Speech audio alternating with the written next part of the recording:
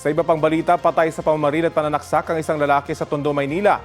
Tinutugi sa magamang suspect na nauna na raw nagreklamo sa barangay laban sa biktima. Balita natin ni Jomar Presto. Tulong-tulong ang mga residente habang isinasakay sa tricycle para dalhin sa ospital ang isang dugoang lalaki sa Tondo, Maynila. Ang 48 anyos na biktimang si alias Bunso, pinagtulungang barilin at pagsasaksakin ng dalawang lalaki kahapon. Sa kuha ng CCTV, may kita ang biktima na naglalaro sa computer shop nang biglang dumating ang dalawang lalaki.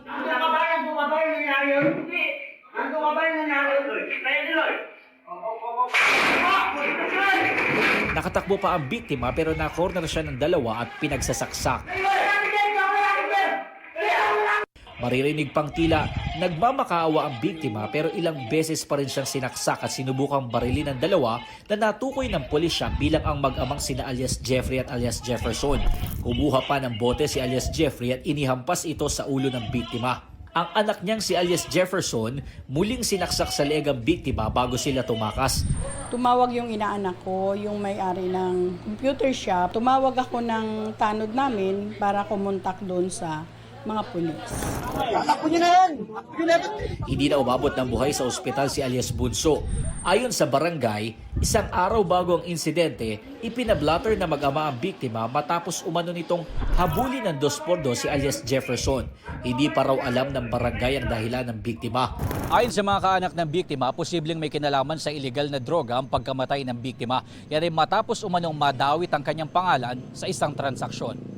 Ayon sa pamangkin ng biktima na si Leia, hindi niya tunay na pangalan, nagalit ang isa sa mag-ama nang malaman na tawas pala ang laman ng ipinabili niyang droga na halagang 1,000 piso.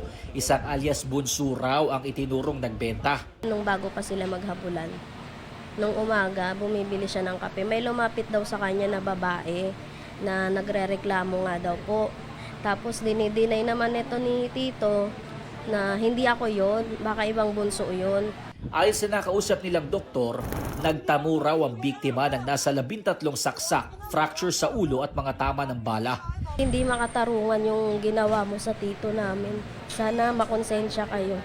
Sumuko na lang kayo kung saan man kayo nagtatago. Patuloy ang backtracking ng pulisya para mahuli ang mga sospek. Jomar Presto nagbabalita para sa GMA News.